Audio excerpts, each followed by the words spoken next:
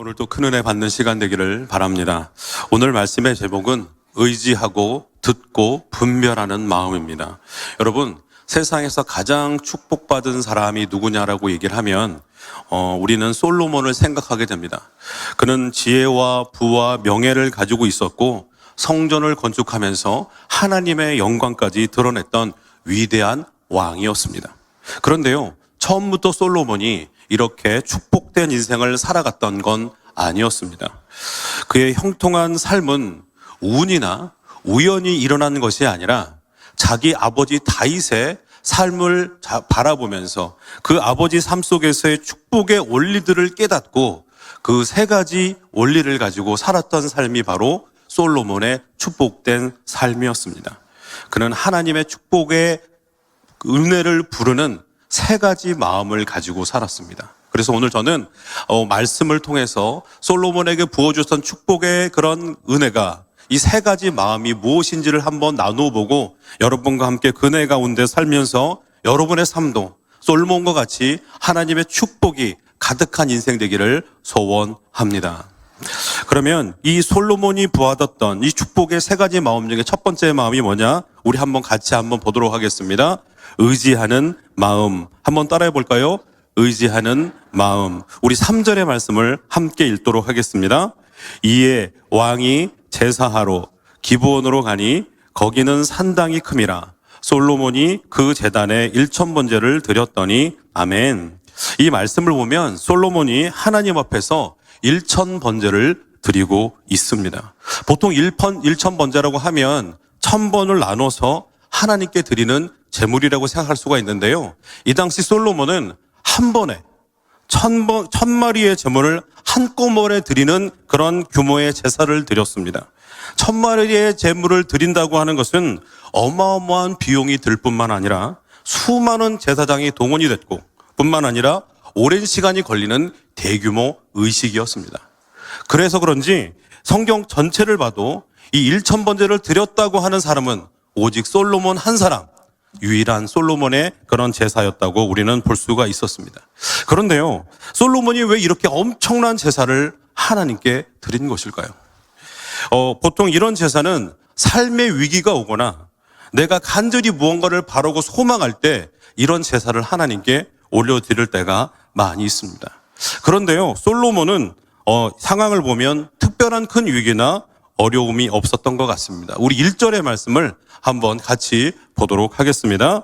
솔로몬이 애굽의 왕 바로와 더불어 혼인 관계를 맺어 그의 딸을 맞이하고 다윗성에 데려다가 두고 자기의 왕궁과 여호와의 성전과 예루살렘 주위의 성의 공사가 끝나기를 기다리니라. 아멘. 오늘 말씀을 보면 솔로몬은 그의 왕권이 점점 강화되고 있었습니다. 먼저는 그 자신의 왕권을 위협하던 정적들, 아도니아, 아비아달, 요압, 시므이 같은 사람들이 제거되면서 국가가 점점 왕권이 안정되는 그런 자리에 접어들었을 뿐만 아니라 외적으로도 지금 누구랑 결혼했습니까? 애굽의 바로의 딸이었던 그 사람과 결혼해서 든든한 장애를 두고 있었습니다. 뿐만 아니라 지금 국가는 그 강력한 리더십이 필요한 대규모 토목공사들이 진행되고 있었습니다. 왕궁과 여호와의 성전과 예루살렘 성벽 등 그 강력한 어떤 국가적 사업들이 솔로몬의 지도력 안에 진행되고 있었던 것입니다. 겉으로 보면 솔로몬에게 아무런 근심과 걱정과 문제가 없는 것처럼 보여집니다. 하지만 우리는 오늘 말씀을 통해서 솔로몬의 그런 마음을 바라볼 수 있는 그런 구절이 있는데요. 우리 7절의 말씀을 같이 한번 읽어보도록 하겠습니다. 나의 하나님 여호와여, 주께서 종으로 종의 아버지 다윗을 대신하여 왕이 되게 하셨사오나 종은 작은 아이라 출입할 줄을 알지 못하고 아멘. 오늘 말씀 보면 솔로몬을 자기를 누구라고 얘기합니까? 작은 아이라라고 얘기합니다. 그러면서 자기는 출입할 줄 알지 못한다, 어찌할 줄 알지 못하는 조그만 아이일 뿐입니다 라고 얘기를 하고 있습니다. 그런데 이 말이 맞을까요? 사실 솔로몬은 이 당시만 해도 이스라엘이라는 거대한 나라를 직접 몇 년 동안 직접 통치하던 왕이었습니다. 수많은 신하들이 그의 앞에서 머리를 숙였을 뿐만 아니라 그 누구도 넘볼 수 없는 강력한 권위를 가진 왕이 바로 솔로몬이었습니다. 그런데 솔로몬은 자신을 뭐라고 표현한다고요? 작은 아이라고 표현합니다. 그 이유는 그가 겸손한 것이 아니라 진심으로 나오는 고백이었습니다. 왜냐하면 솔로몬은 그의 아버지 다윗의 뒤를 이어서 왕이 된 사람입니다. 여러분, 뛰어난 전임자가 있으면 그 뒤에 후임자가 아무리 잘해도 어떻게 됩니까? 좋은 평가를 받을 수 없습니다. 그런데 그의 전임자였던 아버지 다윗은 그야말로 전설적인 인물이었습니다. 베들레헴이라는 작은 동네에서 8번째 막내 아들로 태어나서 목동으로 살다가 우여곡절 끝에 왕이 되었고 약소국에 불과했던 이스라엘을 주변 민족을 정복하는 패권 국가로 만든 사람이 누굽니까? 다윗이었습니다. 그는 용맹한 군인, 뛰어난 정치가, 탁월한 지도자라고 하는 그런 수식어들이 전혀 과장이 아닌 인물이 바로 다윗이었던 것입니다. 그런 대단한 전임자 뒤에 왕이 된 솔로몬. 주변 사람들이 당연히 누구랑 비교했을까요? 그의 아버지인 다윗과 비교를 했겠죠. 뿐만 아니라 설령 말은 안 한다 할지라도 솔로몬 자신이 끊임없이 아버지의 큰 그림자 속에서 늘 한계를 절실히 느끼며 살아왔을 것입니다. 우리는 가끔 똑똑하고 유능해 보이는 리더들이 세워졌는데 막상을 뚜껑을 열어봤더니 어리석은 결정, 잘못된 선택을 할 때가 종종 있는 것을 보게 됩니다. 왜 그럴까요? 리더십을 연구하는 한 그 교수님의 강의를 듣다 보니까 그분의 강의 중에 이런 질문이 있었습니다. 여러분, 세계에서 가장 똑똑하고 유능한 사람들이 모인 백악관에도 왜 때때로 어리석은 결정이 내려지고 모든 사람이 비판하는 정책이 나올까요? 여러분 궁금하지 않습니까? 그렇죠? 세상에 제일 똑똑한 사람들이 모였는데 왜 저런 어리석은 결정을 할까? 근데 그분의 대답은 간단했습니다. 여러분, 이미 쉽게 해결될 수 있는 문제들은 다 아래 단계에서 해결이 됩니다. 그리고 도저히 우리 아래 단계에서 해결할 수 없는 문제들, 건들면 너무나 큰 문제가 되거나 국가적으로 사회적으로 너무 큰 책임이 있는 문제들은 어디로 올라오게 될까요? 백악관의 대통령의 책상 위에 올려지게 되는 것입니다. 이 최고 권력자들에게 판단하고 결정하라고 하는 것은 그냥 사소하고 쉬운 문제들이 아니라 정말 어렵고 고민되고 결정해봤자 욕을 많이 먹는 그런 문제들을 결정하게 되는 것이 바로 이 최고 지도자들의 삶인 것입니다. 솔로몬도 마찬가지였을 겁니다. 그도 사람들의 이야기를 듣고 자신의 능력의 지혜를 총동원해서 문제를 해결하려 했을 것입니다. 하지만 현실은 만만치가 않았습니다. 매일같이 해결해야 될 어려운 문제들이 그의 앞에 산더미처럼 쏟아졌고 모든 책임을 혼자 감당해야 했습니다. 뿐만 아니라 솔로몬이 내린 결정에 대해서 어떤 사람들은 환호하고 박수하겠지만 어떤 사람들은 눈물을 흘리며 고통스러워하며 반대하는 경우가 너무나 많았을 것입니다. 이런 삶을 살다 보니 왕의 자리에 앉아서 아버지의 위대함을 느끼고 자기가 정말 부족하고 작은 존재라는 사실을 뼈저리게 느꼈던 것입니다. 솔로몬의 고백, 나는 작은 아이라 출입할 수 없습니다는 고백은 그냥 하는 얘기가 아니라 그의 한계를 느끼며 고민 가운데 했던 얘기라는 것입니다. 그러면서 고민했겠죠. 어떻게 하면 아버지처럼 탁월한 지도자가 될 수 있을까? 어떻게 하면 아버지처럼 부끄럽지 않은 아들, 훌륭한 지도자가 될 수 있을까? 대체 어떻게 하면 그렇게 지혜로운 생각으로 나라를 다스릴 수 있을까? 그런데 그런 생각을 하다 보면 평상시에 아버지의 말들이 생각나지 않습니까? 여러분, 우리가 믿음 좋은 사람들을 만나게 되면 그분들의 특징 중에 하나가 있습니다. 그게 뭐냐면 그 말에 뭐가 배어 있냐면 하나님, 예수님 이런 말들이 배어 있습니다. 다윗도 분명히 그랬을 겁니다. 나의 힘이 되신 여호와여, 내가 주를 사랑하나이다. 하나님, 여호와, 끊임없이 다윗의 입에서 나오는 말들이 그거였을 것입니다. 그는 늘 하나님을 의지하고 하나님을 의리하고 살았던 사람이 바로 다윗이었던 것입니다. 솔로몬은 왕의 아들로 태어나서 세상의 좋은 지혜와 지식을 배우면서 수의 제왕 수업을 받으며 왕의 자리 가운데 세웠었습니다. 하지만 다윗은 그런 수업 하나도 받지 않았습니다. 그는 광야에서 죽을 위기 가운데서 끊임없이 살아가면서 어떤 상황에서도 하나님만 의지하면 살 수 있다. 어떤 문제라도 하나님께 맡기면 해결될 수 있다. 아무리 암담한 상황이랄지라도 하나님만 붙들면 하나님이 올바른 길로 인도해 주실 것이다. 그것을 몸소 체험하며 살았던 다윗이었습니다. 그래서 다윗은 어떤 상황에서도 하나님께 온전히 맡기고 하나님을 의지하는 마음을 가지고 살았던 것입니다. 정말 좋은 지도자, 위대한 왕이 되는 조건은 탁월한 지혜도, 뛰어난 참모도, 정치적인 책략과 인간적인 힘이 아니라 바로 하나님을 온전히 신뢰하고 모든 것을 맡기는 그 마음에 있었던 것입니다. 그 마음을 깨달았기 때문에 솔로몬도 하나님, 내가 모든 걸 하나님께 맡기겠습니다. 주님께 드리겠습니다.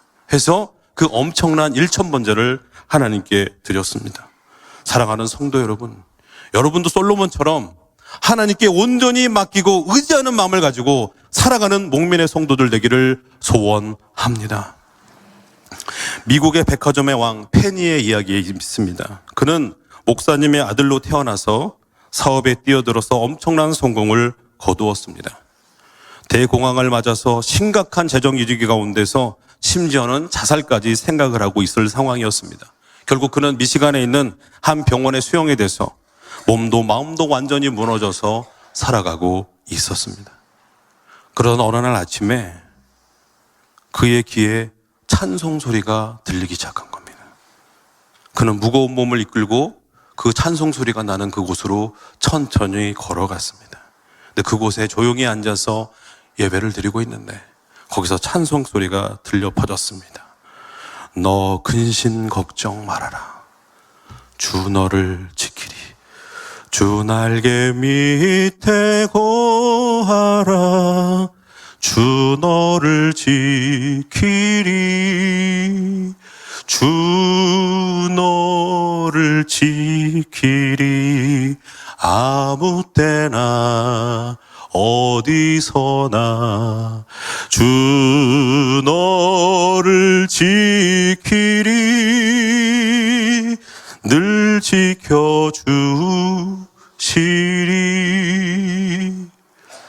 그 찬송이 그의 귀에 들리기 시작하면서 좌절과 절망 가운데 있었던 그의 마음이 바뀌기 시작했습니다. 그러면서 그는 그렇게 외쳤다고 합니다. 사랑하는 하나님, 저는 아무것도 할 수 없습니다. 제발 저를 도와주십시오. 그렇게 온전히 하나님 앞에 의지하는 마음으로 올려드렸을 때에 그는 고백했습니다. 나는 깊고 절망 가운데 있었던 삶에서 찬란한 태양으로 들어가는 느낌을 받았다.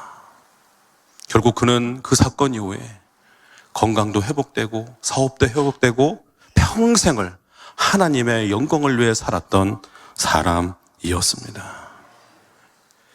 우리는 흔히들 입으로는 나는 하나님을 의지합니다라고 고백합니다. 하지만 막상 현실에서 눈에 보이는 것들을 더 의지하며 살아갈 때가 많이 있습니다. 내 힘과 능력, 인간적인 방법을 이룩해서 내가 뭔가를 해내겠다라고 노력하며 살아갑니다. 하지만 아무리 발버둥 치지만 우리는 거대한 벽 앞에서 결국 좌절하고 무너질 때가 있습니다.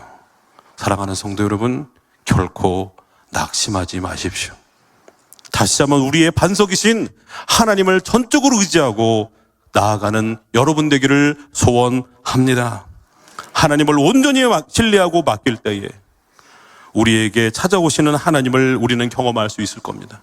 그 하나님께서 우리를 그의 강한 손으로 붙잡아 주시고 우리를 일으켜 세워주셔서 새롭게 일어날 힘을 허락해 주실 줄 믿습니다. 사랑하는 성도 여러분, 그렇기 때문에 우리 또 오늘 이 시간 하나님 나에게 하나님을 의지하는 마음을 허락하여 주옵소서라고 고백하며 살아가는 우리 목미드 성도들 되기를 축원합니다. 두 번째로 솔로몬이 얻은 축복, 그 비밀의 두 번째 방법은 뭐냐? 바로 듣는 마음이었습니다. 우리 따라 볼까요? 듣는 마음. 네, 듣는 마음. 에코가 일어나네요. 그죠? 우리 같이 한꺼번에 한번 해볼까요? 시작. 듣는 마음. 그렇습니다. 솔로몬이 이렇게 하나님께 온전히 맡기고 의지하면서 결단한 사건이 일천번제라고 말씀하셨습니다. 이렇게 일천번제를 하나님께 드렸을 때 하나님이 솔로몬에게 나타나서 말씀하십니다. 내가 무엇을 주랴? 원하는 것이 무엇이냐? 라고 질문을 하셨습니다. 여러분, 만약에 여러분에게 하나님이 나타나서 내가 너에게 뭘 주랴? 네가 원하는 게 뭐냐고 물어보신다면 뭐라고 대답하시겠습니까? 상상만 해도 기분이 좋아지시죠? 열왕기상 3장 11절을 보면 인간적인 시각에서 볼 때 솔로몬에게 가장 필요한 세 가지가 있었습니다. 우리 11절의 말씀을 한번 같이 읽어보도록 하겠습니다. 이에 하나님이 장수를 구하지 아니하며 부도 구하지 아니하며 자기 원수의 생명을 멸하기도 구하지 아니하고 오직 송사를 듣고 분별하는 지혜를 구하였으니 아멘. 오늘 말씀을 보면요, 이 인간적으로 볼 때 솔로몬에게 필요한 세 가지가 있었습니다. 첫 번째가 뭐냐? 장수. 그리고 두 번째가 부. 그리고 세 번째가 원수를 생명을 제거하는 거였습니다.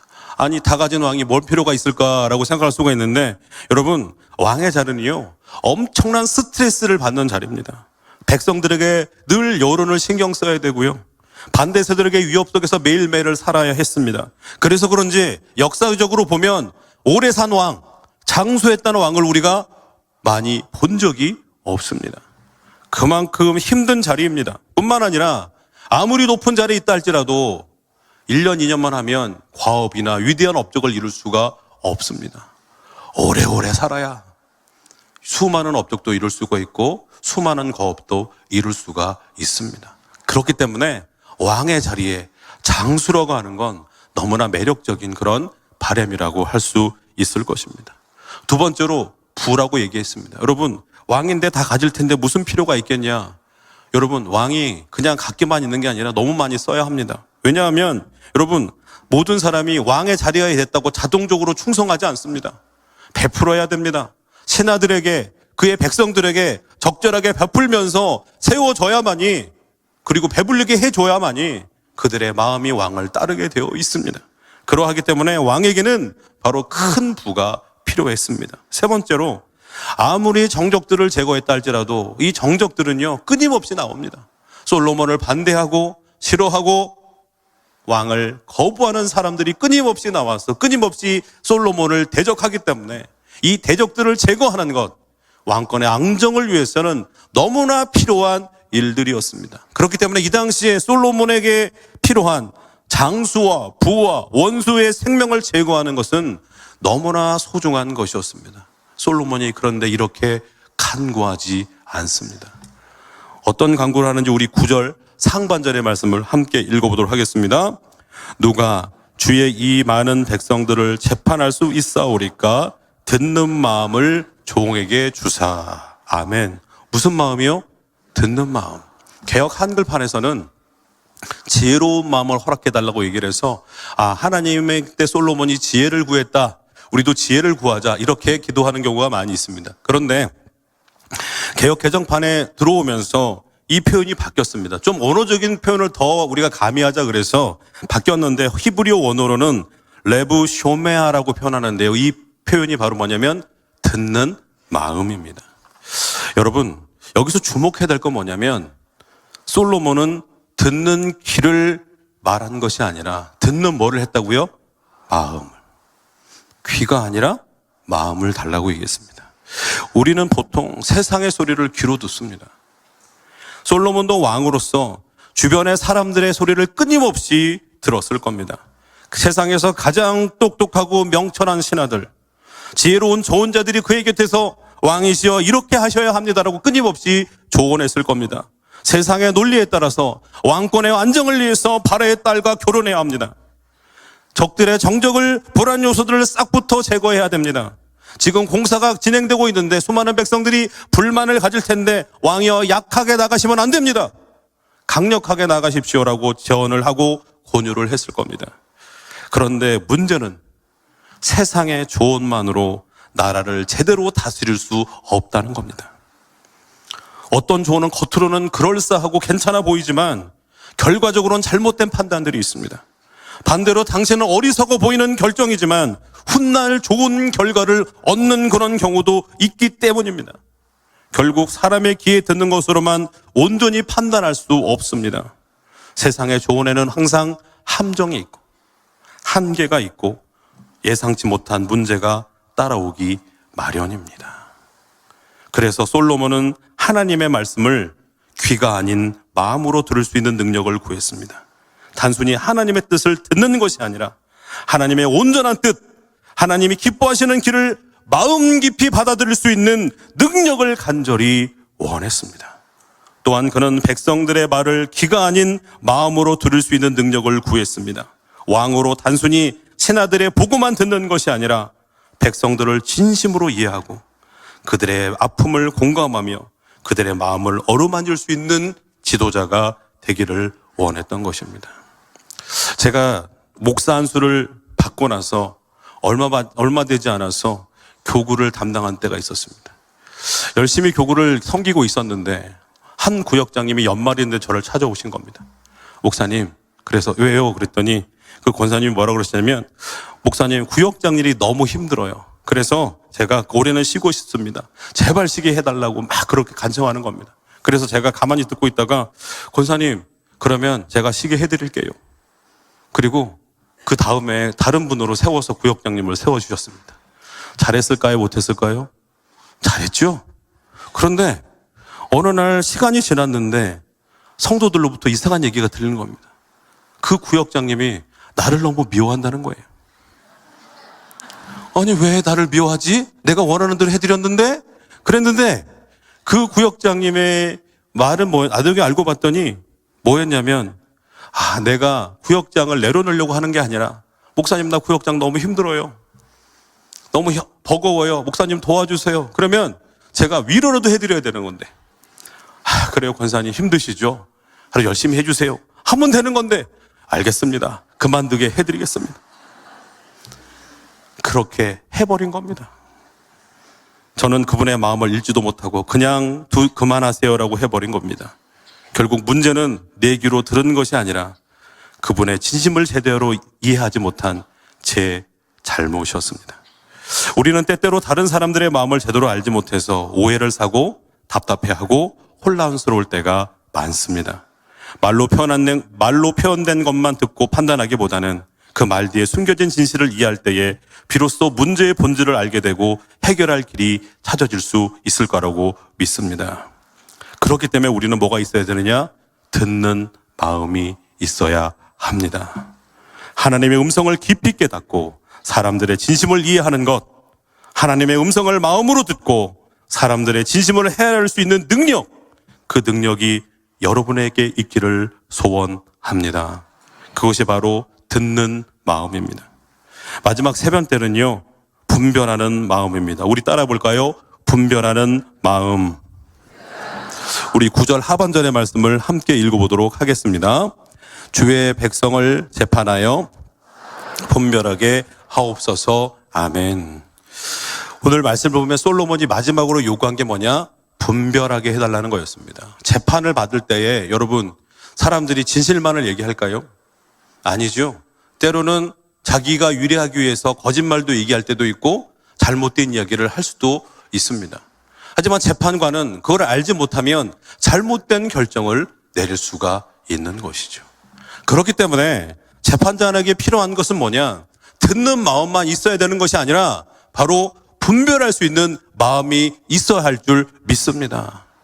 이걸 솔로몬이 간절하게 느꼈기에 하나님 앞에 뭐라고 얘기하는 거예요? 하나님, 분별하는 마음을 저에게 주십시오라고 기도했던 것입니다. 우리에게도 이런 분별하는 마음이 필요할 줄 믿습니다. 왜냐하면 세상이 하는 소리가 다 제대로 된 소리, 올바른 소리, 괜찮은 소리만은 하지 않습니다. 때로는 괜찮은 말로 포장하지만, 진리의 말이라고 포장하지만, 적절한 말이라고 포장하지만 그것이 잘못될 때가 너무 많기 때문입니다.